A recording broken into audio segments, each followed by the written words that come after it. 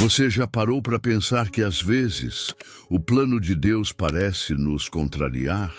Que existem momentos em que tudo indicava que a bênção seria nossa e mesmo assim ela escorrega por entre os dedos como areia seca e vai parar nas mãos de outro? Este vídeo é sobre isso.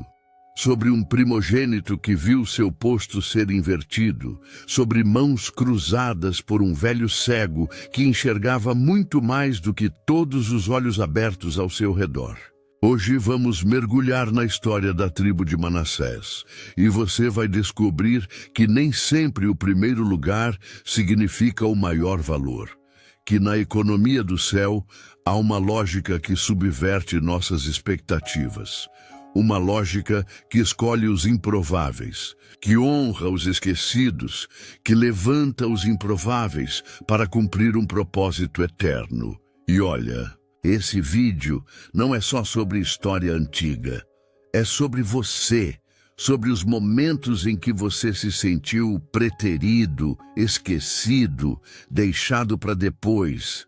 Sobre os dias em que parece que Deus abençoa todo mundo, menos você. Mas será que é isso mesmo? Será que a bênção de Deus funciona como uma fila de espera, onde quem chega primeiro sai com o prêmio? Ou será que o Espírito Santo sopra onde quer, como quer, na hora que ele quiser? A história de Manassés vai abrir os seus olhos, porque mesmo sem receber a bênção principal, ele não foi esquecido. Ele cresceu, ele frutificou, ele cumpriu um propósito. E talvez você precise ouvir isso hoje. Não é porque a bênção não veio do jeito que você esperava, que Deus não está escrevendo uma promessa poderosa sobre a sua vida. E se você está sentindo essa mensagem bater forte no coração, já escreve aqui nos comentários. Eu escolho confiar mesmo quando não entendo. Aproveita e se inscreve no canal, ativa o sininho e compartilha esse vídeo com alguém que precisa lembrar que Deus não se esqueceu. Que a bênção pode ter cruzado, mas o propósito ainda está firme. E agora, vamos juntos desvendar a grande virada da história de Manassés. Existe um momento nas Escrituras que destoa de todas as regras da tradição patriarcal. Um instante que vira de cabeça para baixo aquilo que parecia imutável. No leito da velhice, quando Jacó já estava cego e cansado dos dias, chega até ele e seu filho José com 2 meninos pela mão, Manassés, o mais velho, e Efraim, o mais novo. José os posiciona com cuidado diante do pai, conforme os costumes. Manassés à direita, Efraim à esquerda. Tudo estava como mandava a ordem dos nascimentos. Tudo estava dentro da lógica humana. Mas o Espírito de Deus não caminha pelo óbvio. Jacó cruza as mãos. Seu braço direito repousa sobre Efraim e o esquerdo sobre Manassés. Uma simples troca de mãos, um gesto aparentemente sutil, que ecoaria por séculos como um símbolo eterno. Deus não escolhe segundo a ordem dos homens. A Bíblia é cheia desses momentos em que o céu desafia a terra, em que o menor se torna o maior e o improvável recebe a bênção. Abel em lugar de Caim, Jacó em lugar de Esaú, Davi, o último dos irmãos, ungido rei, e agora Efraim acima de Manassés. Mas o que torna este episódio ainda mais impactante é a intenção explícita de José em corrigir o gesto do pai. Ele tenta mover as mãos de Jacó, lembrando-lhe que Manassés é o primogênito. Jacó resiste e diz com firmeza: "Eu sei, meu filho, eu sei. Ele também será grande, mas o menor será maior do que ele."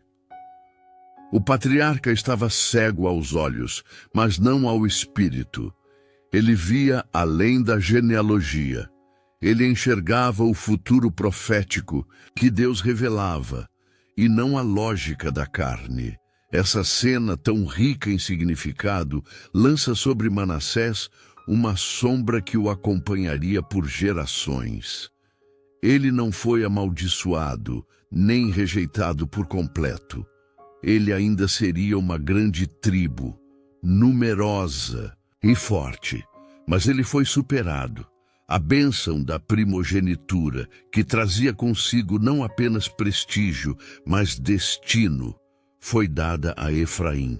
E esse momento marca uma ruptura espiritual que precisa ser entendida com profundidade. Porque ela fala não apenas sobre Manassés, mas sobre cada um de nós. Fala sobre expectativas frustradas, sobre promessas que parecem escapar, sobre lugares que acreditávamos ser nossos, mas que são ocupados por outros.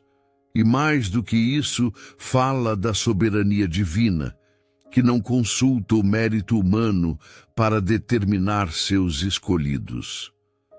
Manassés carrega em seu nome a dor de seu pai. Deus me fez esquecer todo o meu sofrimento, disse José ao nomeá-lo. Um nome de alívio, de superação. O primogênito nascido no Egito, o primeiro fruto da restituição de José. Em termos humanos, Manassés era o símbolo da cura de uma história trágica. Mas Deus tinha um plano maior e mais profundo, que não se baseava em traumas restaurados, mas em destinos proféticos. A bênção não segue a lógica do consolo, mas da missão. Deus não elege por simpatia, mas por propósito.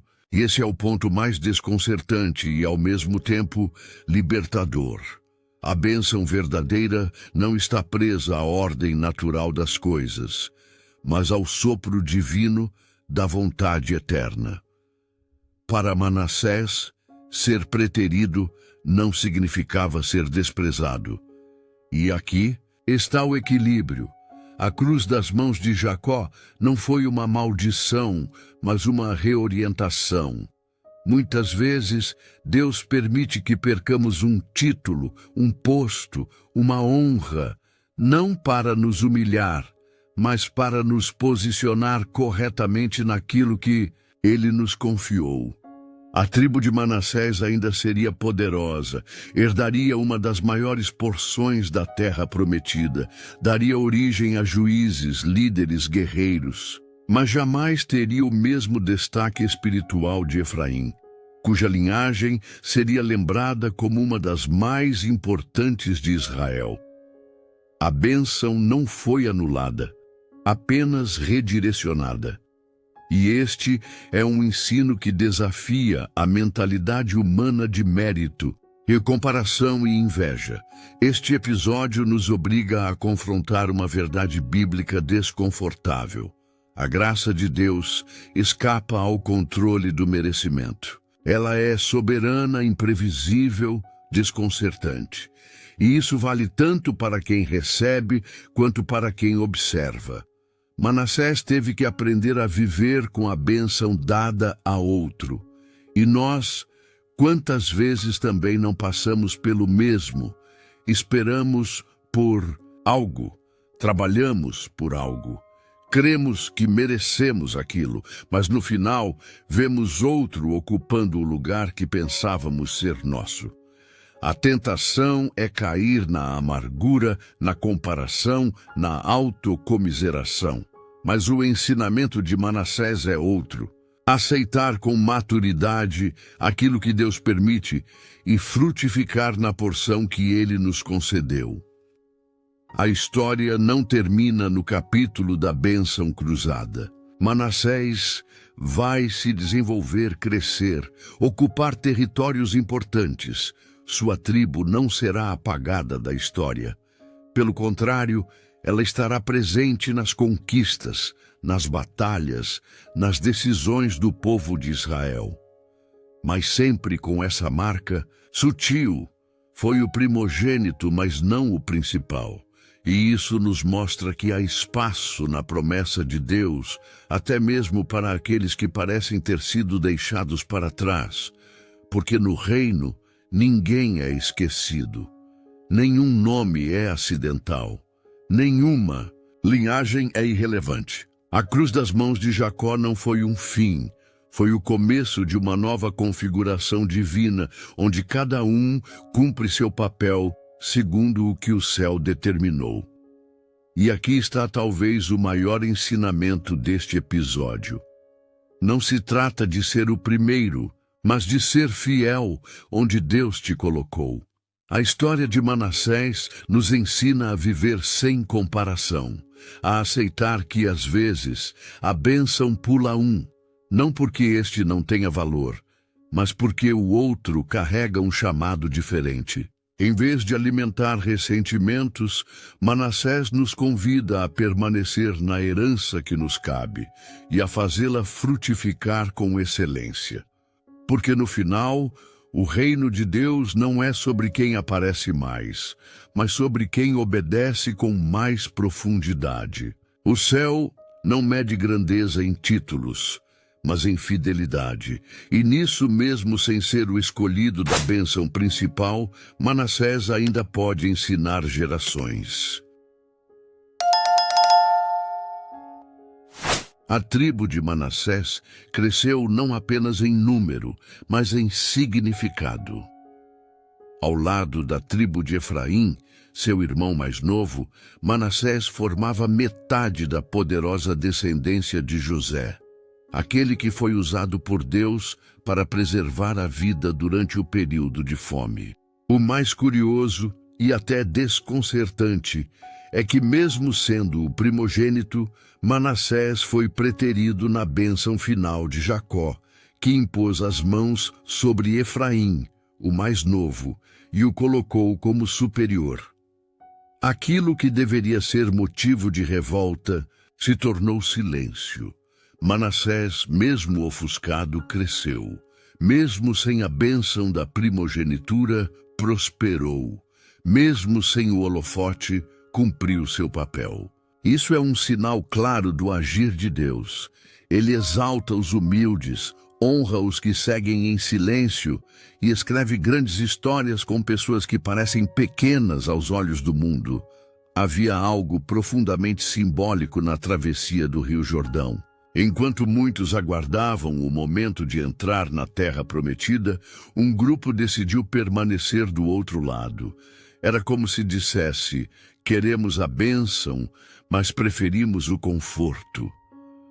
A tribo de Manassés, herdeira de promessas antigas, viu-se dividida entre dois mundos. Um dentro da terra que mana leite e mel, outro fora dela. Mas por que essa escolha? Porque metade ficou e a outra seguiu adiante. Essa é uma das grandes feridas escondidas nas páginas da Bíblia. A história da tribo de Manassés é marcada por glória, mas também por rupturas. Quando Josué começou a distribuir a herança entre as tribos, metade dos manassitas já havia se estabelecido ao oriente do Jordão, junto com os rubenitas e os gaditas. Eles pediram essa terra ainda nos tempos de Moisés, encantados com suas pastagens vastas e terras férteis. Foi uma escolha estratégica, mas também emocional. Eles queriam aquilo que podiam ver com os olhos, não aquilo que exigia atravessar em fé. E assim nasceu uma divisão geográfica que, com o tempo, se tornou espiritual. Você já parou para pensar no impacto de uma escolha como essa? Enquanto os irmãos cruzavam o Jordão, rumo ao cumprimento das promessas de Deus, metade de Manassés ficou para trás, literalmente.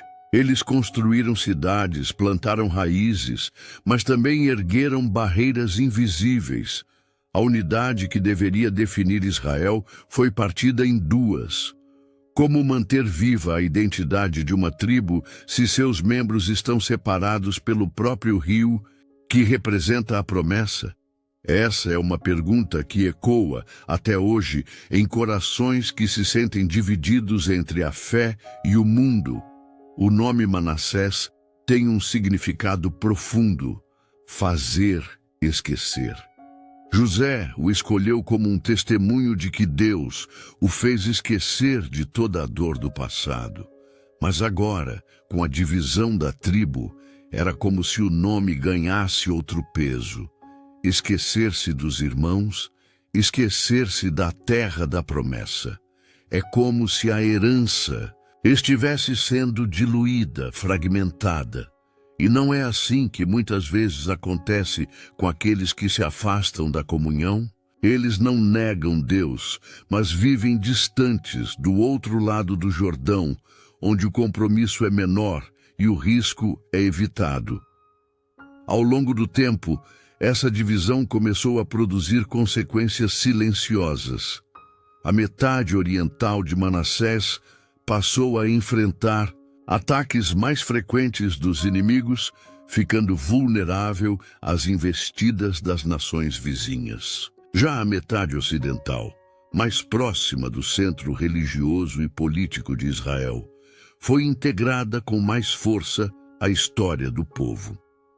Essa diferença de localização se transformou em diferença de vivência, de cultura e até de espiritualidade. Enquanto uns fortaleciam sua fé no convívio com os sacerdotes e nas festas em Jerusalém, outros se afastavam pouco a pouco.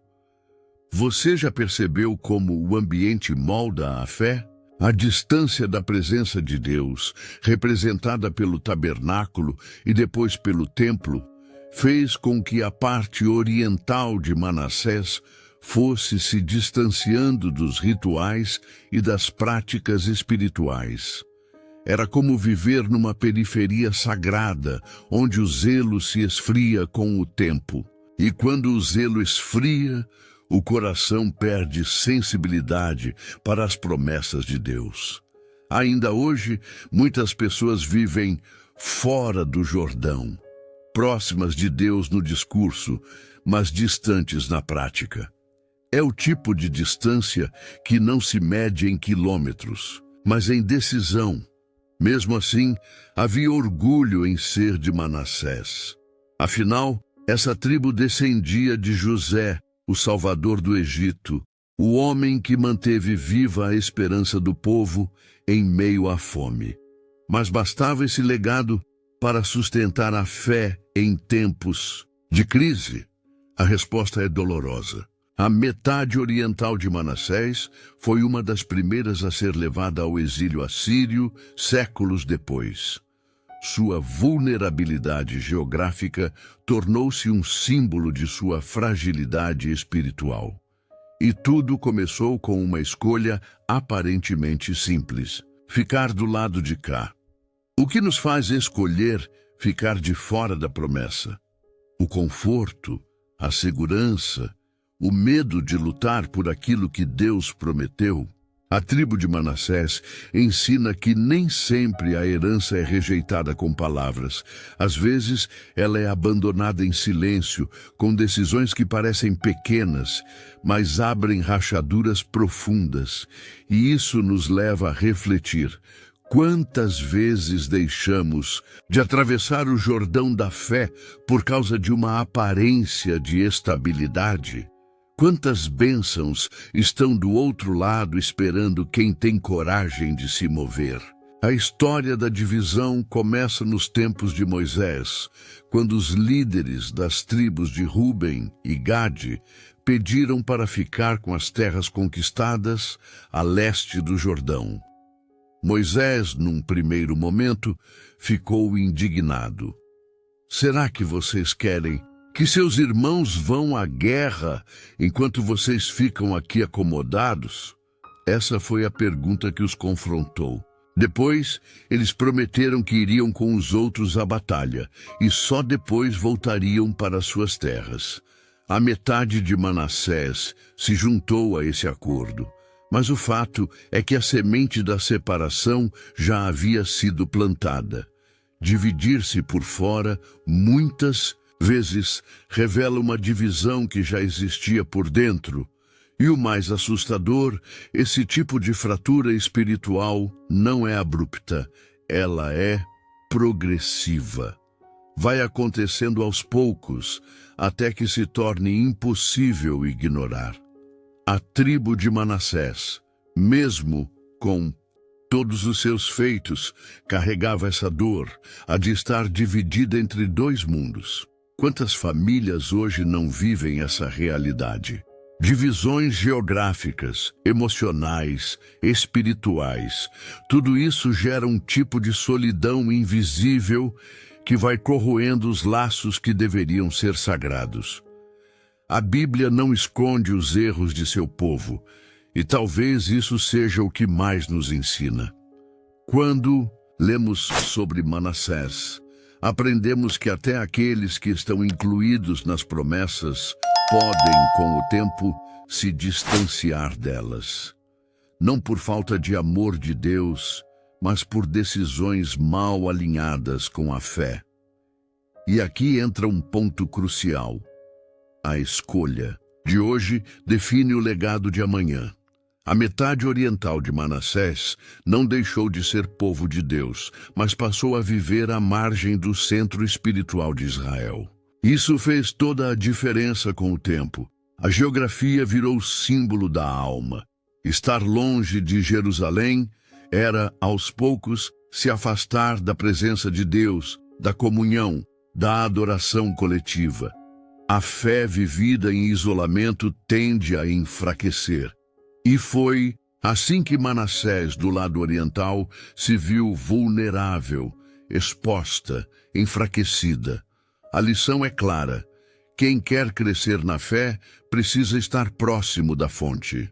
O Espírito Santo se move onde há unidade, e a comunhão é a estrada por onde a salvação se revela no dia a dia.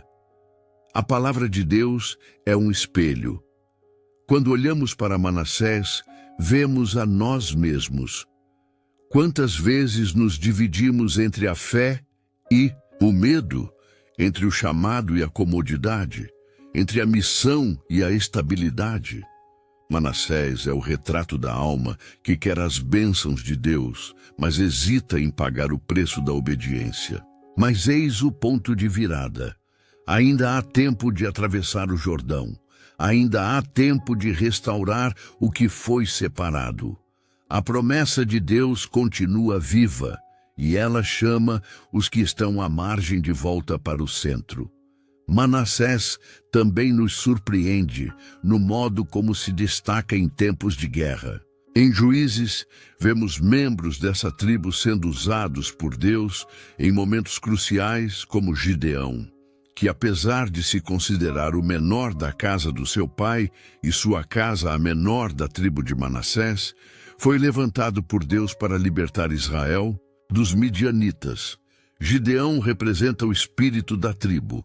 Mesmo sendo considerado pequeno, carrega um potencial imenso. A força da tribo de Manassés nunca esteve nos olhos humanos, mas na obediência à voz divina. Gideão precisou reduzir seu exército a apenas 300 homens para vencer uma multidão, provando que o Senhor não salva com espada ou com exércitos, mas com a fé de corações entregues. Ao longo da história bíblica, a tribo de Manassés alterna momentos de glória com momentos de infidelidade, como tantas outras tribos, mas é importante observar que sua herança permanece viva até os tempos finais da Escritura. No livro do Apocalipse, ao mencionar as 12 tribos seladas por Deus, Manassés está presente. Isso não é acidental. Isso mostra que Deus não se esquece das sementes que ele mesmo plantou. Mesmo que o nome de Efraim esteja ausente da lista, Manassés permanece. O filho que nasceu para marcar o esquecimento da dor tornou-se símbolo de lembrança eterna diante de Deus. E aqui está um segredo que precisa ser revelado. Deus transforma memórias em marcos e histórias de dor em monumentos de fé. O legado de Manassés não é feito de grandes discursos, mas de atitudes discretas, corajosas e perseverantes. É a tribo que ficou entre dois mundos, mas nunca perdeu sua identidade, que lutou por sua terra, mesmo quando parecia pequena, que gerou libertadores como Gideão, mesmo quando ninguém esperava, que esteve presente nos momentos mais estratégicos da conquista de Canaã, e que mesmo tendo começado como símbolo de esquecimento, tornou-se lembrança diante do trono celestial. A história de Manassés nos ensina que aquilo que parece uma perda pode se tornar um ponto de virada, que o anonimato não impede a promessa, que o passado de dor não define o futuro de glória.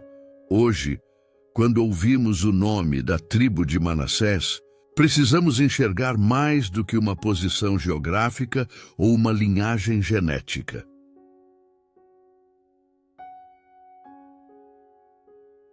E agora que você ouviu toda essa jornada, me diz, será que ainda dá para duvidar de que Deus tem um plano, mesmo quando tudo parece sair do lugar? A história de Manassés é um lembrete eterno de que nem sempre o primeiro será o mais lembrado e nem sempre o segundo será o esquecido. Às vezes, a bênção de Deus não segue a ordem natural das coisas. Ela pula, cruza, desce onde precisa descer, porque Deus não trabalha com méritos humanos. Ele age por propósito, ele age com graça, ele age com amor. E se você, em algum momento da sua vida, já se sentiu como Manassés, fique em paz. Talvez você não tenha recebido a imposição de mãos que esperava.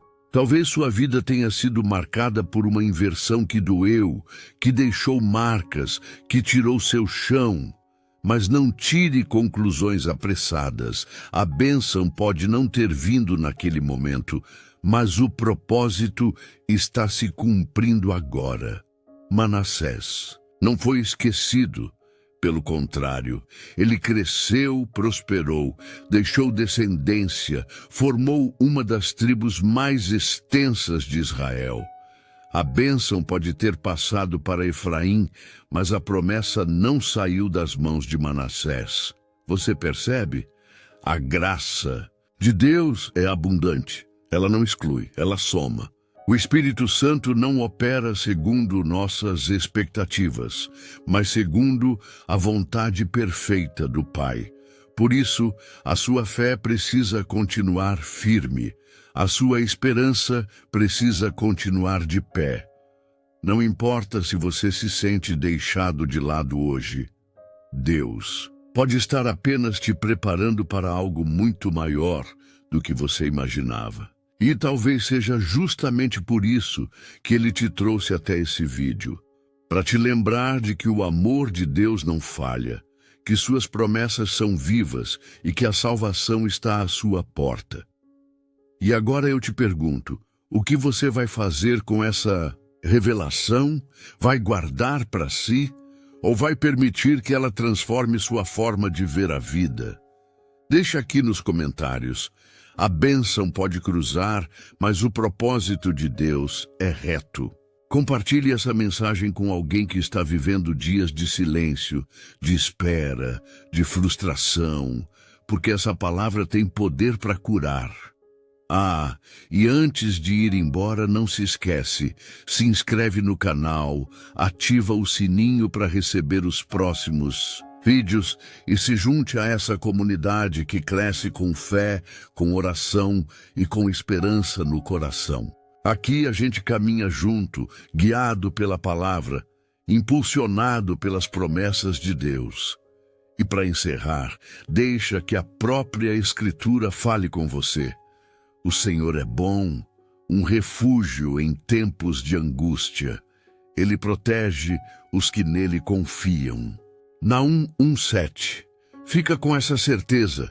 Deus vê tudo, entende tudo e está agindo mesmo quando você não percebe. Até o próximo vídeo.